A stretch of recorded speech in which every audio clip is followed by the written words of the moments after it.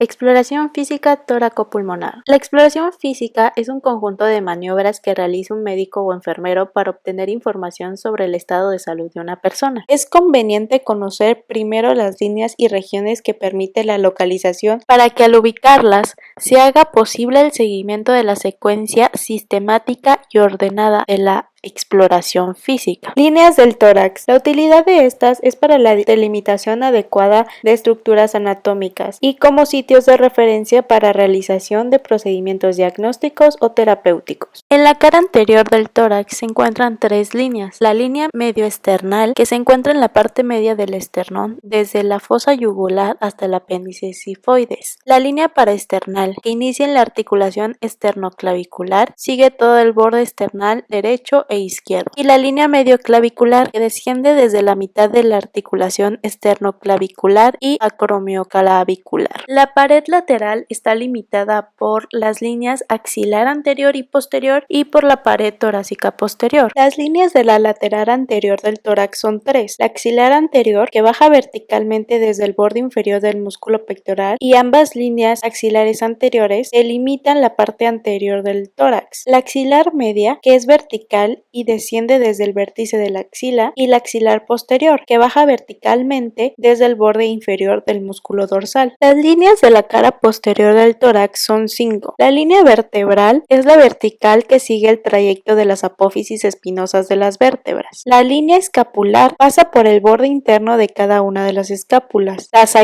derecha e izquierda. La línea escapuloespinal es horizontal que sigue la espina de la escápula, señala el cruce de las apófisis espinosas de la tercera vértebra dorsal y constituye el punto de referencia del origen de las cisuras pulmonares. Línea infraescapular es horizontal, pasa por la parte inferior de la escápula y entre la séptima y octava apófisis espinosas dorsales, y la línea duodécima dorsal o basal de Moriquán corresponde al límite inferior del tórax. La línea se traza con una horizontal a nivel de las duodécimas costillas derecha e izquierda. Esta línea se desplaza 2 a 3 centímetros durante la inspiración y expiración. Las regiones del tórax. Estas están limitadas por las líneas que fueron descritas anteriormente. Las regiones de la cara anterior son 4. La región supraclavicular, que está limitada por la clavícula, el borde superior del músculo del trapecio y posterior del esternocleidomastoideo. Esta región corresponde al vértice del pulmón, el cual sobresale de la clavícula de 2 a 4 centímetros. La región supraesternal se limita por la parte superior de la horquilla esternal y el borde anterior de ambos músculos esternocleidomastoideos. La región infraclavicular, sus límites incluyen el borde inferior de la clavícula, el superior de la tercera costilla, la línea medioesternal y la axilar anterior. Y la región mamaria. En ella se encuentra la inserción de la mama y comprende el borde inferior de la región infraclavicular y por debajo por una horizontal a la altura de la sexta costilla. Las regiones de la cara lateral son 2. La región axilar, que está limitada a los lados por las líneas axilares anterior y posterior. Los límites superior e inferior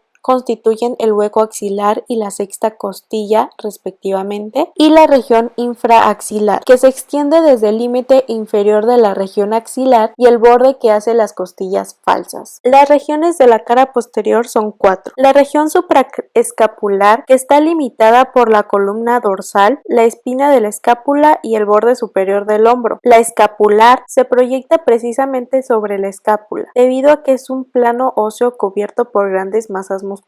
Esta región resulta de poca importancia semiológica, ya que prácticamente es imposible realizar algún tipo de exploración física. La región escapulovertebral, que se localiza entre el borde interno de la escápula y de la tercera a la séptima apófisis espinosa de la columna dorsal, y la región infraescapular, que se localiza entre la horizontal que pasa por el ángulo de ambas escápulas y la línea duodecimal dorsal o basal de Moriquán. Después de conocer las líneas y regiones del tórax, estamos ya preparados para iniciar el estudio de la exploración física del tórax. Esta requiere de sensibilidad y destreza por parte del médico para detectar la presencia de cambios anatómicos indicativos de un probable problema de salud. Ambas se van adquiriendo durante el ejercicio de la práctica médica. Su utilidad es detectar signos de enfermedad. Al ubicarlos en un marco anatómico permite integrar síndromes. Para realizar la exploración física, el paciente puede estar en posición de pie, sentado o acostado en cama. Todo depende del estado general de él. Sin embargo, si su estado lo permite, la posición ideal es sentado en un banco con las manos descansando sobre ambas rodillas y el tórax descubierto. Existen ciertos cuidados que se deben de tomar en cuenta. El lugar donde se lleve a cabo debe de estar bien iluminado, con una temperatura ambiente y confortable y con el menor ruido posible. Y desde luego, siempre cuidar el pudor del paciente. La exploración física del tórax comprende 4 etapas: inspección, palpación, percusión y auscultación. La primera etapa es la inspección. Consiste en una observación cuidadosa y detallada de la superficie del tórax. Su finalidad es detectar alteraciones de forma, volumen, estado de la superficie y movilidad. La inspección es de 2 tipos: estática y dinámica. Durante la inspección estática es posible obtener información del tipo de tórax, deformidades si existen y alteraciones del estado de la superficie. El tórax puede presentar cierta variabilidad que depende de la edad y el sexo del sujeto. En términos generales, la forma del tórax es cónica, con el vértice dirigido hacia el abdomen y la base al cuello. Sin embargo, en la mujer la morfología tiende a ser más cilíndrica. Como se dijo anteriormente,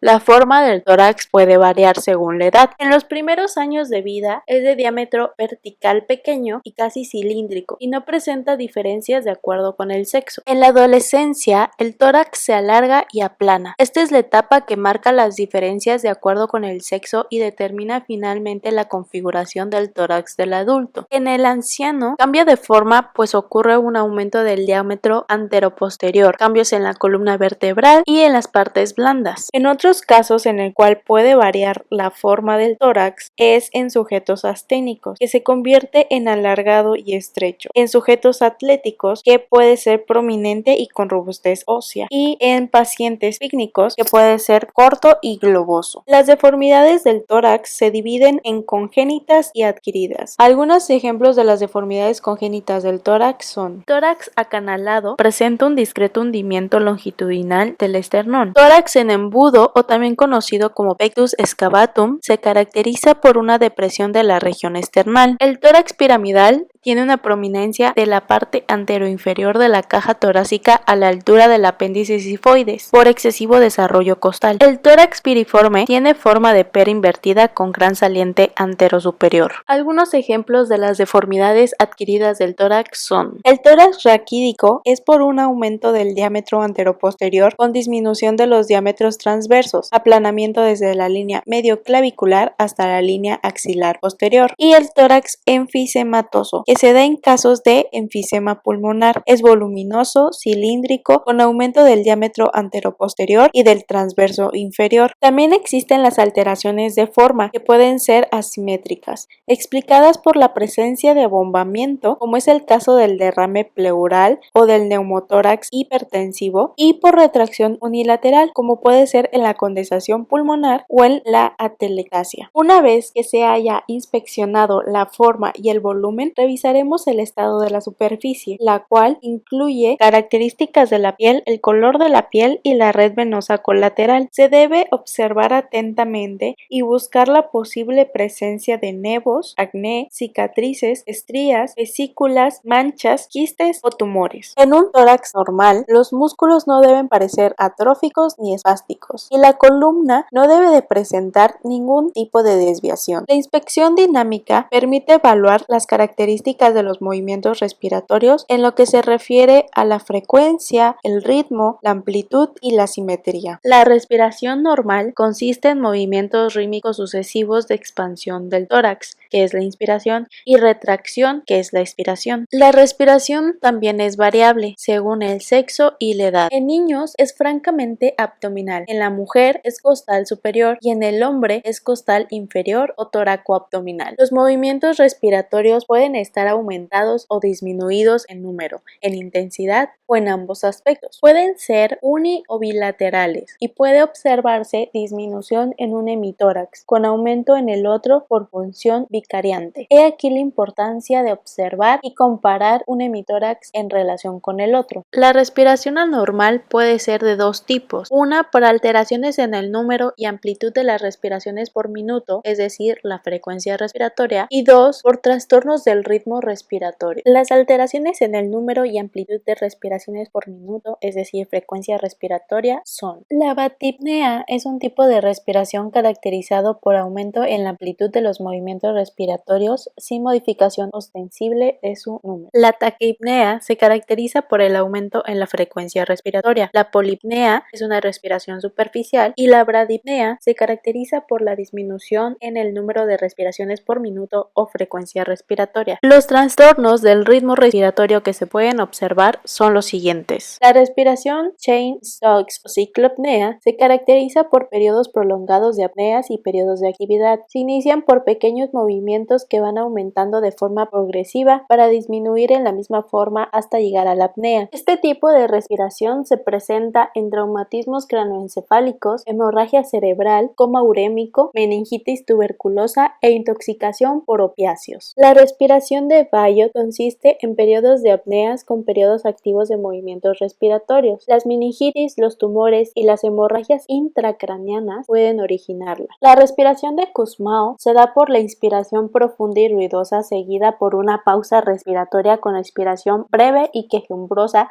seguida de una nueva pausa. Se produce por una estimulación del centro respiratorio por acidosis. Este tipo de respiración se observa en el coma urémico y en el diabético hiperosmolar, no cetoacidótico. La respiración paradójica ocurre en el caso de fracturas costales múltiples o bilaterales, o bien la costilla se fractura en dos sitios diferentes. Y otro tipo de alteraciones de la respiración son los tiros intercostales, que se caracterizan por la depresión de los espacios intercostales durante la inspiración dada por la presencia de obstrucción intratorácica. Después de la inspección se continúa con la palpación, que se realiza mediante el tacto superficial para confirmar las alteraciones en la superficie del tórax y se intenta explicar a través de las bases conceptuales anatómicas existentes, así como también detectar otras anormalidades que escaparon a la inspección. Su finalidad es corroborar la información obtenida en la inspección y agregar más detalles. Esta brinda información sobre partes blandas, la caja torácica, ganglios del cuello y axilas, los movimientos respiratorios, los frémitos y las vibraciones vocales. Aunque el cuello es otra región anatómica, su exploración casi siempre forma parte de la exploración del tórax y comúnmente lo que se busca es la presencia de ganglios. En el cuello se encuentran alrededor de la mitad de los ganglios del organismo. Es un sitio muy accesible a la evaluación clínica del enfermo, ya que no solo los podemos ver y palpar, sino que también se puede realizar una biopsia para estudio histopatológico. Los ganglios pueden crecer como consecuencias de ciertas patologías de las vías respiratorias altas y bajas, y en otras ocasiones reflejan patologías a distancia como neoplasias o infecciones. La palpación es bilateral y simultánea para que sea comparativa. Las características de los ganglios, en el caso de ser palpables, se describirán con base en su número, ya sea mono o poliadenitis, su tamaño, consistencia, sensibilidad, movilidad y adherencias. En la palpación de la axila, los ganglios de la axila se palparán con el brazo homolateral en 3 posiciones para el mejor acceso de los mismos.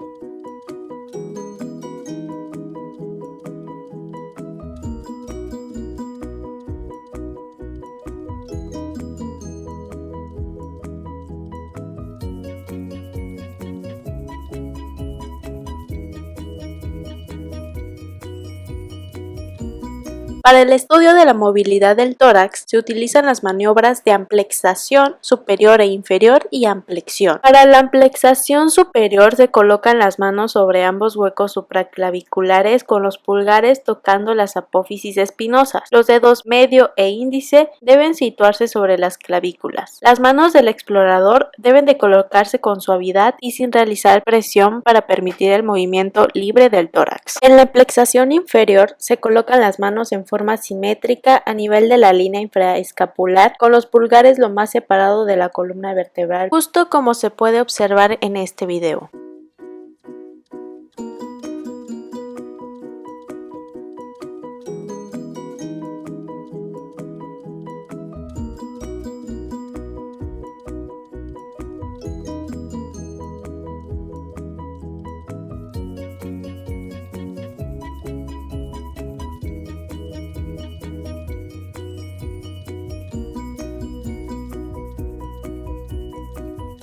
La amplexión nos permite precisar la amplitud del movimiento respiratorio en dirección antero-posterior de cada hemitórax. Para ello, se coloca una mano en la cara anterior y otra en la cara posterior de cada lado, tanto en la parte superior como inferior del tórax, como aquí se muestra en el video. Luego, se le debe pedir al paciente que inspire y expire profundo. Note que el hemitórax debe expandirse de forma simultánea y con la misma amplitud en ambas fases respiratorias. La transmisión de las vibraciones de las cuerdas vocales durante el habla se da a través de los bronquios, parénquima pulmonar, pleura y la pared torácica, produciendo las vibraciones vocales, las cuales se perciben con la sensibilidad táctil de la mano. Las características de las vibraciones vocales se explorarán de forma sistemática y siempre comparativa con el lado contralateral y se realizarán en todas las caras del tórax. En la cara anterior se palparán en la región infraclavicular, en la lateral en las regiones axilar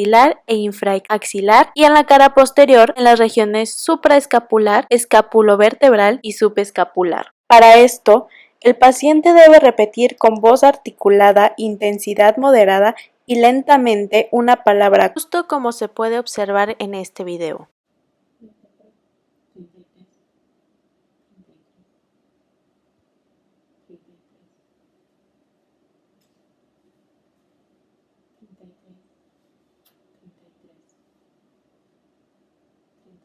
Existen ciertas situaciones clínicas en donde las vibraciones vocales están alteradas. Por ejemplo, en la condensación pulmonar se aumentan las vibraciones vocales, mientras que en ciertas lesiones de la faringe, la presencia de un cuerpo extraño, una masa tumoral, el tórax senil, el derrame pleural y el neumotórax se sentirán las vibraciones disminuidas. La percusión. En esta etapa se usa la transmisión de una onda sonora y la reflexión de la misma. Con esta obtenemos información no superficial del tórax y su finalidad es determinar la naturaleza de la alteración y ubicar la profundidad de la lesión. Son de dos tipos, comparativa y topográfica. La maniobra consiste en golpear suavemente la superficie del tórax para obtener sonidos y estos nos permiten reconocer la naturaleza física de la alteración y los límites del pulmón subyacente. Se debe realizar en las caras posterior, anterior y lateral del tórax. La comparativa reconoce el sonido normal en una misma región, mientras que la topográfica limita los contornos de los órganos. El método más utilizado es la mediata o también conocida como dígito digital. Consiste en colocar sobre la superficie del cuerpo a explorar un dedo, ya sea el dedo medio o índice y se conocerá como plesímetro, y con otro dedo, el percutor, se realizará los golpes para obtener el sonido. El dedo plesímetro se colocará sobre la superficie y los dedos restantes deben de estar levantados y separados de la piel. Los movimientos de la mano que percute debe realizarse a nivel de la articulación metacarpofalángica y el antebrazo debe permanecer inmóvil. El golpe debe ser rápido, suave, superficial y de la misma intensidad. El dedo percutor se retira lo más pronto posible una vez obtenido el sonido. Los sonidos obtenidos son de tres tipos: el claro pulmonar, que se obtiene al percutir el tejido pulmonar normal; la matidez, que es el resultado de percutir sobre el hígado y el corazón; y el timpánico, que se genera al percutir el estómago. Pueden existir ciertas alteraciones en la sonoridad. La sonoridad puede estar disminuida en enfermedades como la condensación pulmonar y el derrame pleural, o puede estar incrementada incrementada en enfermedades como enfisema y neumotórax. La auscultación es la última fase de la exploración. Se necesita un estetoscopio para poder escuchar si el sonido respiratorio es normal o anormal. Se debe realizar en forma sistemática y comparativa, y para esto es importante recordar las líneas y regiones del tórax. Los ruidos se auscultan en las superficies anterior, lateral y posterior del tórax. La secuencia que se debe de seguir es la siguiente. Primero se ausculta la cara posterior del tórax, que comprende 10 sitios, en los cuales también incluye a la cara lateral del tórax. Se debe iniciar en la región supraescapular izquierda y se debe seguir una secuencia descendente por las regiones interescapulares, infraescapulares y axilares. Esta debe ser comparativa en el mismo nivel de localización tanto en el lado derecho como el izquierdo. En la cara anterior está comprendida por 9 sitios. Se inicia en la región supraclavicular derecha siguiendo las líneas paraesternales, pasando por la línea axilar anterior hasta el sexto o séptimo espacio interno. El ruido respiratorio normal está compuesto por dos ruidos, el laringotraqueal y el murmullo vesicular. El ruido laringotraqueal también es conocido como soplo glótico o bronquial de la NEC. Es un ruido soplante de tonalidad elevada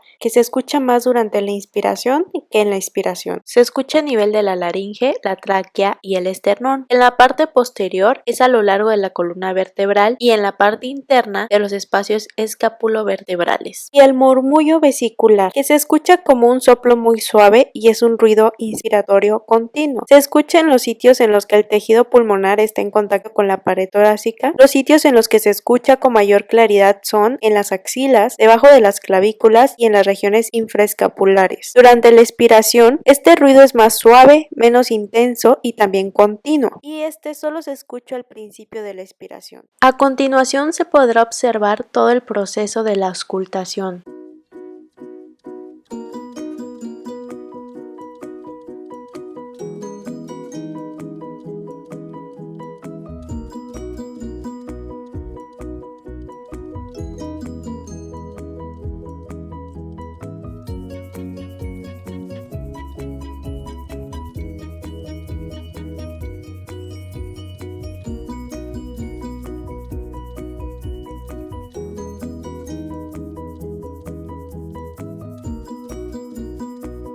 Es posible auscultar otro tipo de ruidos, conocidos como anormales, los cuales se producen por la distorsión de la arquitectura broncopulmonar durante el paso del aire a través de las vías respiratorias. Hay tres tipos: los soplos, los estertores y las resonancias vocales.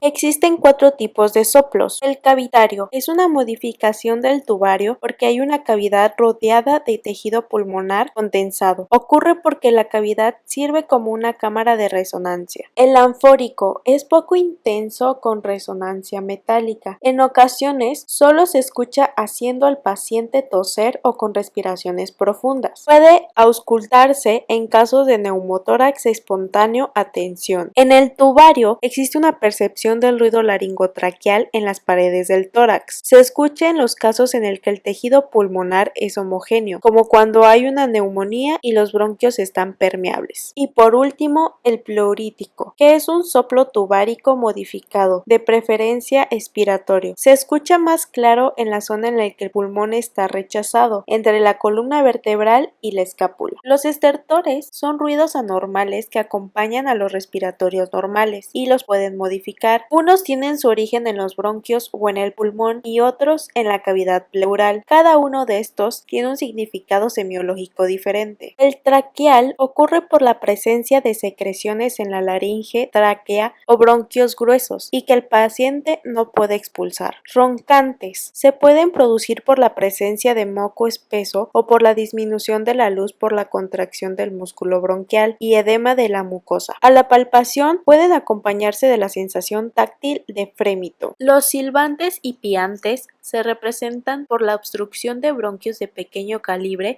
y se distinguen por su tonalidad aguda. Los crepitantes se auscultan al final de la inspiración y son la consecuencia de la distensión de los alvéolos que están llenos de material fibrinoleucocitario y el material se despega de sus paredes. Su sonido es semejante al que se escucha cuando se frota un mechón de cabello cerca del oído. Los subcrepitantes se auscultan ocultan a lo largo de todo el ciclo respiratorio y se modifican con la tos. Y el frote pleural es ocasionado por el roce de las hojas pleurales, por la presencia de un proceso inflamatorio por lo regular al final de la inspiración. No se propagan y en donde se escucha mejor es en las regiones subescapulares. La resonancia vocal se explora cuando el sujeto habla y repite las palabras con muchas consonantes. Existen 4 tipos. Legofonía, que consiste en la modificación de la voz transmitida que se escuche estridente, aguda y con un carácter tembloroso. Es característica de las pleuritis y se escucha en el borde de los derrames. La broncofonía. En esta, la voz llega al oído con mayor intensidad y resonancia que en condiciones normales. Se encuentra en zonas de condensación pulmonar. La pectoriloquia. Se encuentra en las zonas de condensación, pero a diferencia de la broncofonía, aquí las palabras se reconocen con claridad. Se le llama afona, cuando la voz del paciente que cuchichea se oye con claridad. Esto ocurre en la condensación y en la pleuritis seca. Y por último,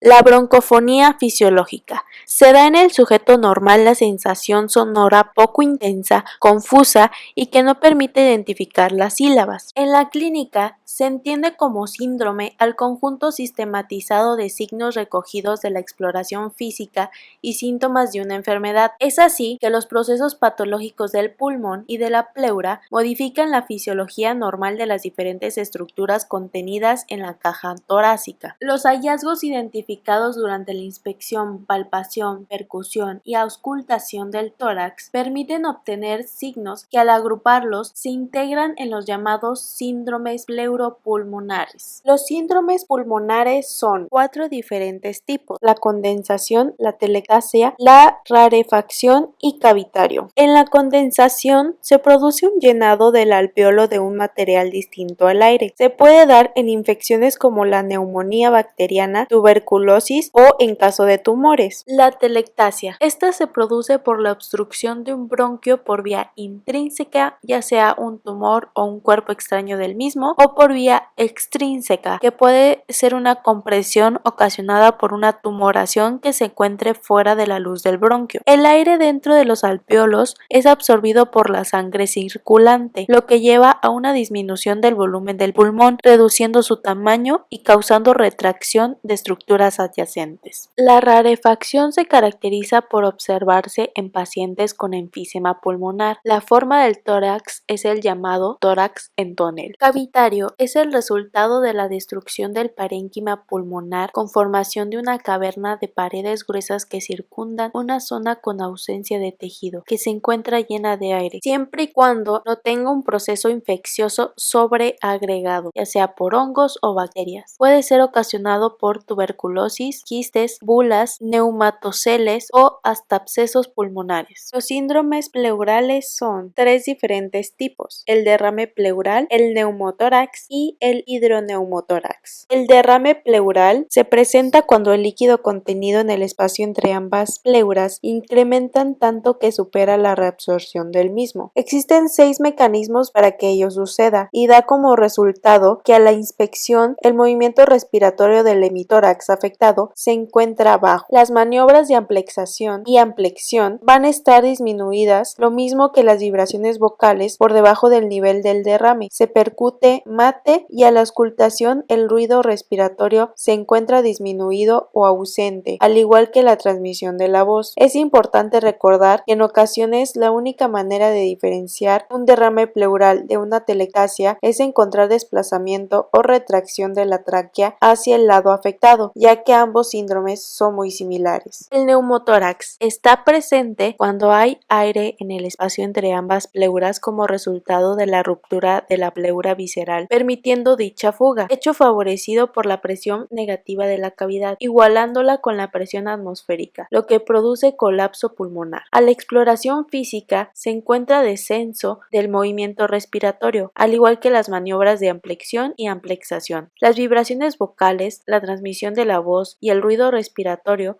se encontrarán ausentes. En la percusión encontraremos timpanismo en el hemitórax afectado. Y por último, el hidroneumotórax. Se presenta cuando además del líquido existe aire en la cavidad pleural como resultado de una fístula broncopleural o de forma iatrógena al introducir aire durante la toracocentesis de un derrame pleural. Se caracteriza por la combinación de ambos síndromes, tanto de neumotórax, que se encuentra en la parte superior del hemitórax afectado, como de derrame pleural, que se encuentra en la parte inferior del mismo. Esto secundario al efecto que produce la gravedad.